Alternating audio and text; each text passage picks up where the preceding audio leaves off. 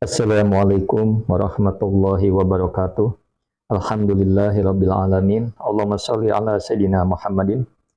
Teman dan sahabat semuanya yang dimuliakan oleh Allah Subhanahu wa taala, kita melanjutkan kajian kita di dalam kitab Fathul Mu'in, masih di dalam pembahasan perkara sunah-sunah wudu.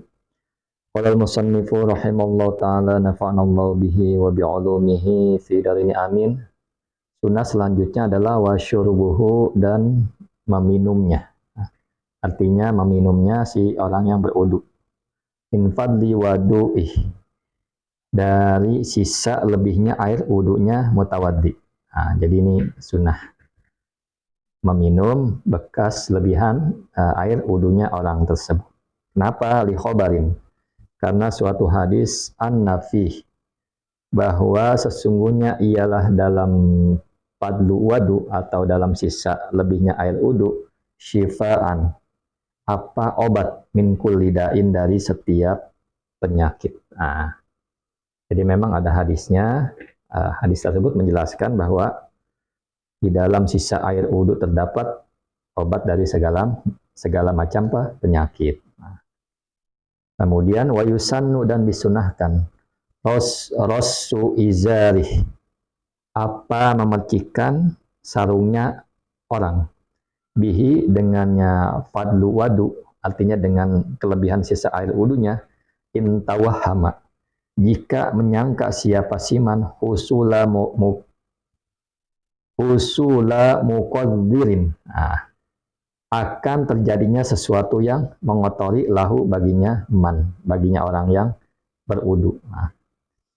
Kama sebagaimana penjelasan istadharahu yang menjelaskan padanya syekhuna siapa guru kami yaitu Ibnu Hajar Al-Haytami. Jadi disunahkan untuk memercikan air sisa wudu pada pakaian jika memang diduga terjadi hal yang ada sesuatu yang mengotori dirinya di dalam pakaian tersebut. Seperti memang telah dijelaskan oleh guru kita seperti itu. Jadi sunnah itu memercikan dengan sisa air wudu pada kain kita ya, izar kita yang memang diduga sesuatu kotor menempel padanya seperti itu. Sesuatu terjadi yang mengotorinya, artinya diduga ya di hati kita adalah nih ada sesuatu yang mengotori. Nah, sebagaimana dijelaskan oleh guru kita. Wa alaihi dan atasnya apabila ragu, apabila menduga sampainya yang mengotori padanya orang tersebut, pakaian orang tersebut, yuhmalu diarahkan rosyu memercikannya Nabi Shallallahu Alaihi Wasallam liizarihi pada sarungnya Nabi bihi dengan sisa air wudunya Nabi Shallallahu Alaihi Wasallam. Jadi hukum sunnah tersebut diarahkan pada memercikannya Nabi pada pakaiannya dengan sisa lebihnya air wudunya Nabi. Jadi artinya Nabi pernah memercikan sarungnya dengan sisa air wudunya seperti itu. Jadi sunnah ya memercikan sisa air wudu kepada kain kita. Warokatani dan sunnah sholat 2 rakaat. Nah, sunnah selanjutnya adalah sunnah sholat 2 rakaat ba'dal wudu'i setelah berwudu. Ai bihaisu maksudnya adalah sekiranya tun sabani dinisbatkan 2 rakaat ilaihi kepada wudu urufan secara uruf. Jadi sunnah selanjutnya adalah sholat 2 rakaat. Jadi mengerjakan sholat 2 rakaat setelah wudu. Jadi maksudnya sekiranya 2 rakaat itu dinisbatkan pada wudu secara uruf. Kemudian, nah di sini kita lanjutkan dulu. Pataputani, maka hilang 2 rakaat bitulil fasli dengan sebab lamanya pemisah urufan secara uruf alal aujahi menurut pendapat yang lebih kuat. Nah di sini, jadi sunnahnya wudu, salat sunnah wudu itu akan hilang atau menjadi hilang dengan lamanya pemisah secara uruf. Nah, seperti itu. Jadi Jadi sholat 2 rakaat ini memang harus dinisbatkan kepada wudu, artinya dengan waktu yang tidak lama.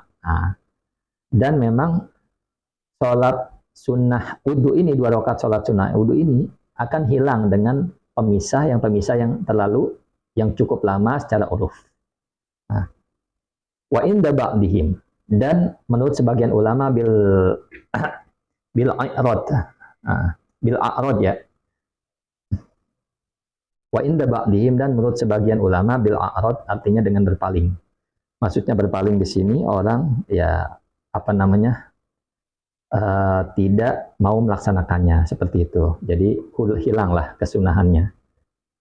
Kemudian wa ba'dihim, dan menurut sebagian ulama dijafa fil a'do, dengan keringnya anggota wudu. Jadi kalau udah kering maka hilang kesunahannya. Wakila bil hadas, dan sebagian ulama lagi mengatakan bil hadas dengan sebab hadas. Jadi kalau belum hadas artinya masih boleh melakukan itu, dapat kesunahannya maksudnya. Tapi dengan sebab hadas, dia udah hadas kembali maka hilang kesunahannya. Wa yaqra'u, dan membaca siapa siman nadban dengan sunnah fi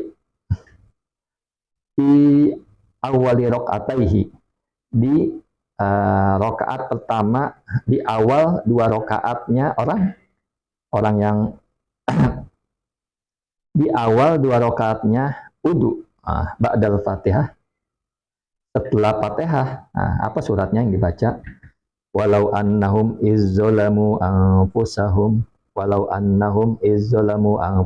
ila rahima, sampai kepada lafaz rahima. Jadi membaca di sunnah wudu, sholat 2 rakaat sunnah wudu ini di rakaat.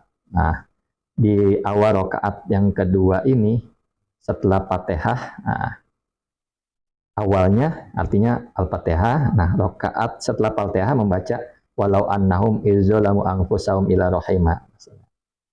Wa fis saniyah, dan di rakaat yang kedua, akan 2 rakaat sholat wudu ini, wa may ya'mal su'an aw yadlim nafsau ila rahima. Ini yang dibaca seperti itu. Faidatun ay hadhihi faidah, artinya ini ialah suatu faidah. Yahrumu, haram, at-tatahhuru, bersuci, bil musabbali, dengan air yang disediakan, lisyurbi, untuk minum. Jadi bersuci dengan menggunakan air yang diperuntukkan untuk minum itu diharamkan. Jadi untuk minum ini bukan semacam air kemasan ya, air botol, air yang buat minum, atau air yang di rumah kita di teko, bukan. Artinya ada pemerintah Saudi itu biasa menyiapkan di pinggir-pinggir jalan air untuk minum, buat fisabilillah, untuk minum. Artinya air memang diperuntukkan untuk minum. Nah, ketika kita berwudu dengan air tersebut maka haram. Bukan air di dalam kemasan dan sebagainya, bukan. Wakaza, dan seperti itu, maksudnya bersuci dengan air yang disediakan, bimain, dengan air juhila, yang tidak diketahui haluhu, keberadaannya air, alal aujahi, atas pendapat yang lebih kuat. Jadi demikian juga dengan air, kita berwudu dengan air yang tidak diketahui keadaannya, peruntukannya, menurut pendapat aujah, pendapat yang lebih kuat. Artinya kalau ada air buat apa ini ya? Itu jangan sekali-kali dipakai berwudu. Itu haram karena tidak diketahui keadaannya air tersebut. Wakaza, dan seperti itu, maksudnya tatahulu bil musabbal, bersuci dengan air yang disediakan, hamdu syai'in, membawa sesuatu minal musabbali, yang disediakan, ila ghairi mahallihi, kepada selain tempatnya. Juga demikian, haram membawa sesuatu dari musabbal yang diperuntukkan secara khusus ke tempat lain. Air musabbal, air memang disediakan oleh pemerintah. Di tempatnya kita bawa ke tempat lain, ke rumah kita dan sebagainya, itu juga haram. Itu. Mudah-mudahan bermanfaat. Assalamualaikum warahmatullahi wabarakatuh.